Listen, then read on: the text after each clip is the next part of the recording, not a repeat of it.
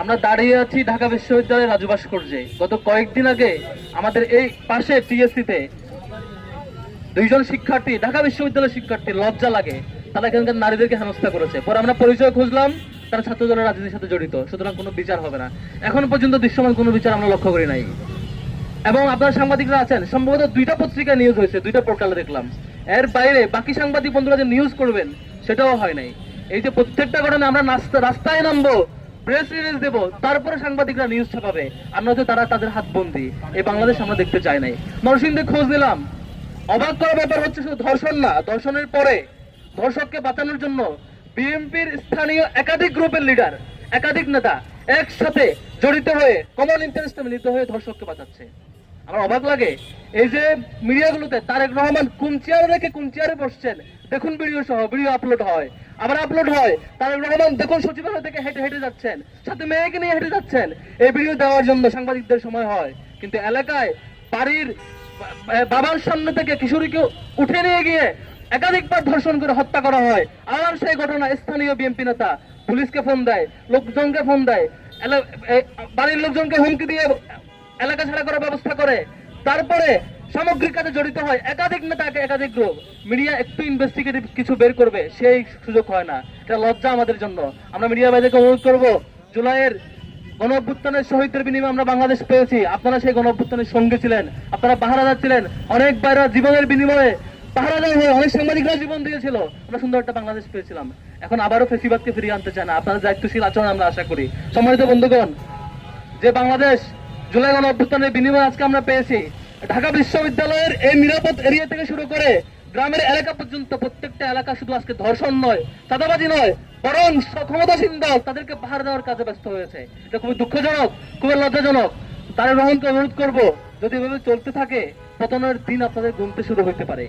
আপনারা যদি ক্ষমতায় থাকতে চান, ভালোভাবে চালাইতে চান, এখনই এই চাঁদাবাজ এবং দর্শনের ব্যাপারে সিরিয়াস হন।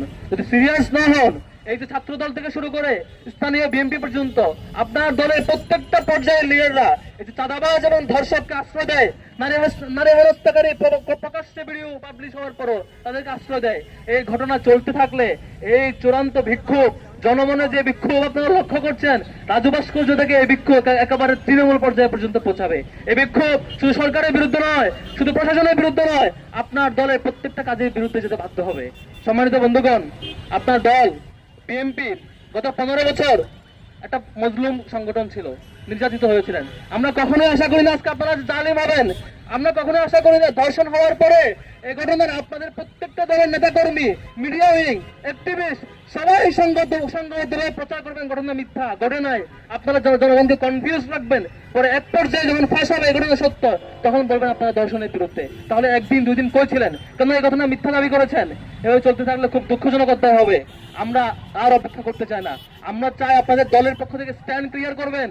আপনাদের যেসব দলীয় নেতা কর্মীরা, নির্বাচিত প্রতিনিধিরা কিংবা দলের ক্যাডাররা দর্শনের পক্ষ থেকে তাদের বিরুদ্ধে যদি ব্যবস্থা না নেন, আমরা সংঘবদ্ধ হয়ে, আমরা প্রত্যেকটা ক্যাম্পাস মিলিত হয়ে বাংলাদেশের সকল ছাত্র জনতাকে ঐক্যবদ্ধ করে এই ধর্ষক চক্রের বিরুদ্ধে গণ আন্দোলন গড়ে তুলতে বাধ্য হব।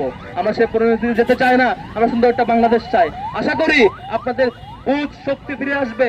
আশা করি সে আওয়ামী লীগ যখন 9-10 সালে এই ধরনের ক্রাইম করছিল, তখন সে সময়ের আন্দোলনকারীরা সতর্ক করেছিল, তারা সতর্ক হয় নাই, তারা চূড়ান্ত পরিণতিতে গিয়েছে। আপনারা শিক্ষা নেবেন।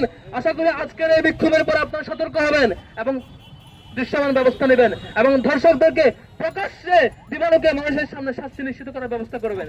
তাহলে পরে আমরা আশ্বাস পাবো এবং সম্ভবত আমরা ঘরে ফিরতে পারবো। নয়তো আপনাদের পরিণতির দিকে চূড়ান্ত পরিণতি যেতে হবে। আমরা এই ক্যাম্পাস সহ, ঢাকা বিশ্ববিদ্যালয় সহ প্রত্যেকটা ক্যাম্পাস, প্রত্যেকটা নারী এবং বোনদের নিরাপত্তা নিশ্চিত করার জন্য আমাদের আপ্রাণ লড়াই থাকবে। যে পর্যন্ত আমাদের নিঃশ্বাস থাকবে, জীবন থাকবে, আমাদের বোনদের নিরাপত্তার জন্য আমাদের সবটুকু মিলিয়ে দিয়ে এই লড়াইয়ে, এই সংগ্রাম আমরা আপোষহীন থাকবো ইনশাআল্লাহ। আসসালামু আলাইকুম রহমতুল্লাহ।